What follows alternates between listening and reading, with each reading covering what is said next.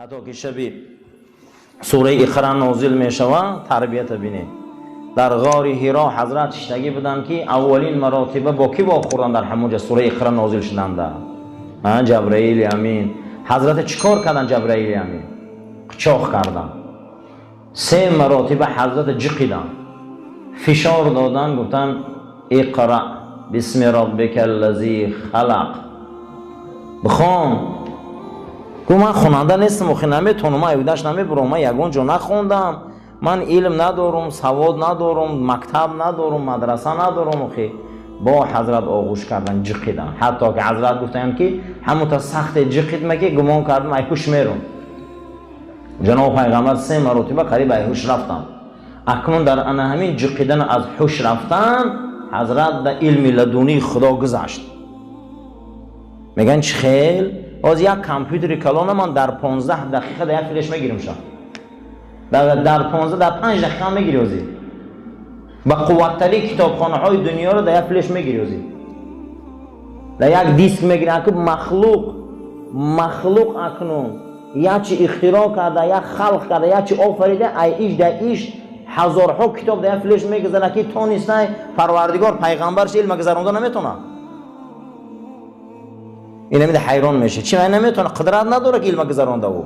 اگه مخلوق میتونسته یا دیسک ده 100 هزار کتاب جا کنه، اما رسول الله جا کرده نمیتونه. خدا خالق ما نمیتونه این کار کرده. البته شبی انامو غار حرا که 3 بار آغوش کرد جناب پیغمبر جبرائیل امین، این علم الهی گذشت حضرت ده. علم گذشت، پر شد وجودش.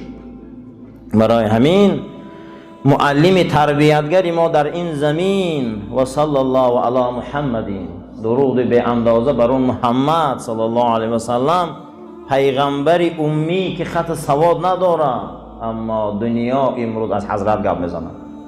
نگار من به مکتب نرفت و خط ننوشت. او مکتب نرفته، خط ننوشته. حضرت حافظ میگه لکه هزارها مدرس معلم شد.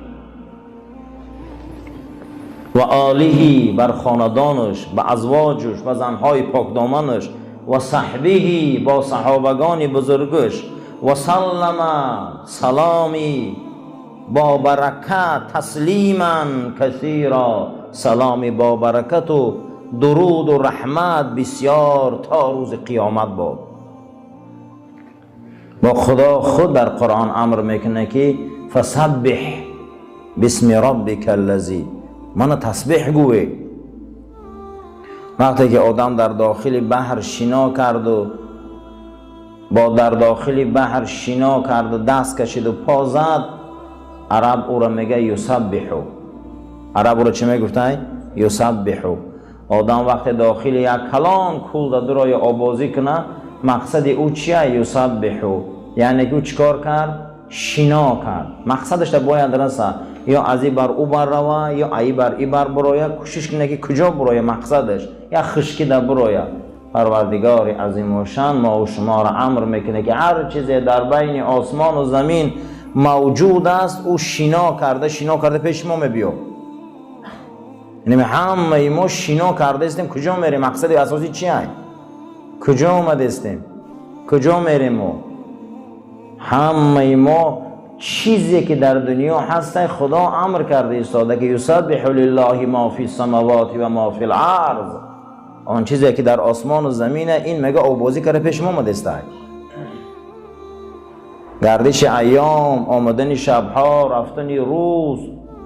من بهار تمام شد، من زمین تابستان، من کدام تیرما. ما نمیفهمیم که سرای سیاه سفید شد. این چهره های خوشرو اساسا جنج و پوچاله شده است. همه ما مقصد اساسی ما پیش حضرت دوست رفتیم. این امیر تسبیح میگن در بحر معرفت، در بحر توحیدی، در بحر خدا با تسبیح ها شنا کنه. و یرضا میگه من راضی میشم که شما. هر کسی که سبحان الله میگفته خدا از او راضی میشه. یاد او، شکر او، تعریف او چی برکتی هست. هیچ محل گمان نکنیم که ما او را یاد میکنیم و در او فایدهش هم دخمونه. با یاد او ما تازه میشیم، او بر وقت تازه. با یاد او ما پره میشیم، او بر وقت پره. او هیچ محل محتاج به یاد کردن ما نیست، ما محتاجیم. ما سبحان الله الحمدلله میگیم تازه میشیم، ما تکبیر میگیم لا اله الا الله میگیم تازه میشیم. ما به یاد او وقتامون ساعتامون صرف میکنیم، صاحب منزلت میشیم. الحمدلله هر یک ساعت با خدا شیشتن این برای ما فایده. برایم در اینجا کما یحب ربنا و یرضا، خدا ذکر کننده هاش دوست می داشته، خدا ذکر کننده هاش در حقش میگفته من راضیم اینها، من اینها راضیم. در حدیث شریف جناب پیغمبر صلی الله علیه و سلم آوردگی بدستیان که حضرت فرمودیان یک انسان روزها صدقه و نفقه میتیه، یک آدم روزها ذکر میکنه، کدامش منزلتش بلنده؟ حضرت گفتن که ذکر. یگان چی در مقابل ذکر خدا ایستاده میتونه، یگان چی برابر نام خدا برابر شده میتونه. احسان خیرم در مرتبه خودش ای ذکر دویم درجه بده. برای همین هر کس ذکر خدا کرد، یاد خدا کرد، به قلبش و به زبانش و به روانش، این بسیار منزلتی بلند داره، به حد منزلتی بلند داره. و یرضا، من گفته ای ذاکرین راضیون. الحمدلله رب العالمین، یعنی اولین آیه مبارکه قرآن. الحمد، تمام تعریف ها، تمام شکر ها، تمام وصف ها، تمام خوبی ها همش ای خداه. الحمد معنیش همینه، یعنی که هیچ چیز غیر خدا لایق تعریف حق نیست. و تعریف هامونه، تسبیح هامونه، وصف و شکر و یک کس وصف و تعریف میکنیم، میگه خدا را کنه، خدایی که از یک قطره آبی ما را زیبایی داده و اینقدر ما را راست کرده، هیچ کس به این منزلت نمیرسه. لله رب العالمین، او تربیتگر مونه، او را تعریف کنه. حق تعریف و حق توصیف و حق تمام خوبی ها حق او هست. و کما ینبغی لکرم وجهه، حق داره او خدایی که درگاه و حکمت او حرمت داره. و جل ذکره، یاد او چی بزرگه، جلالت او چی عزت داره، بزرگی او چی عزت داره، زیرا که ما را از هیچ چیز خلق کرد. تربیت و اخلاق از همینجا سر می شود. برای چه خدا را حرمت کنیم؟ او رب العالمین است، تربیتگر مون است. اوتر برای چه حرمت میکنیم؟ آخه بیچاره کلام مون کرده، نون مون خرید داده، چای مون داده، لباس مون داده، هیچی نبودیم.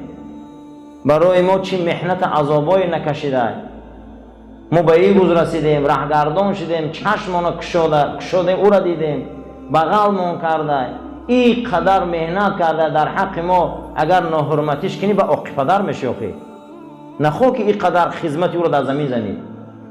من آوازی کنم ما هم بچه دار و دخترچه داریم، اما کرمی نهکار چه کلان میکنیم، اما او کلان شو 18 و 20 شو که گپ گردونه با خیلی میشه با جهنم نمیره، با جهنم نمیره که او را میده که کلان میکنی.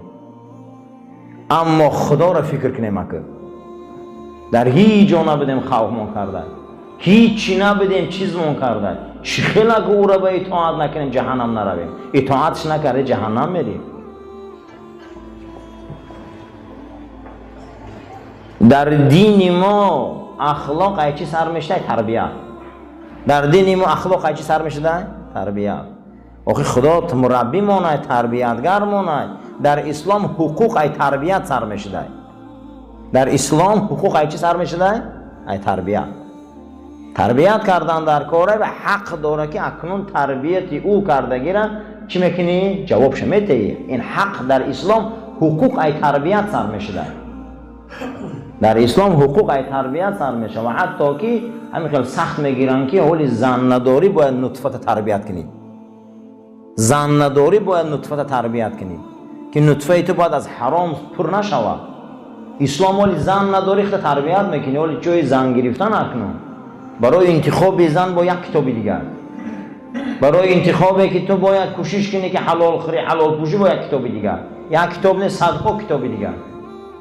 یعنی ببین که اسلام چه دینی بزرگه که حقوق اسلامی ای تربیت سر میشه. چی تربیت؟ او تربیت چیه؟ و صلی الله علی محمد. آمد معلم اکنون، معلم ما آمد، معلم ما نامش محمد مصطفی بوده صلی الله علیه و سلم. نبی بوده، خبررسان خدا بوده، امی بوده، بابا خط سواد نداشته. یک نبی امی، نبی که او امی خط سواد نداره، برای ما یک تعلیماتای دادگی که یگان تاش دروغ نیست. این دادی خدا که برادران، بعد خدا آدم تیه به اکادمی و به یونیورسیته هم میداده. خدا اگر آدم تیه نخوانده هم میداده. یک آدم صحبت میکنه که چه خیلی خدا در چه خیلی علم ای رسول الله میدونه، یگان جا رو نخونده، ای کجا میدونه؟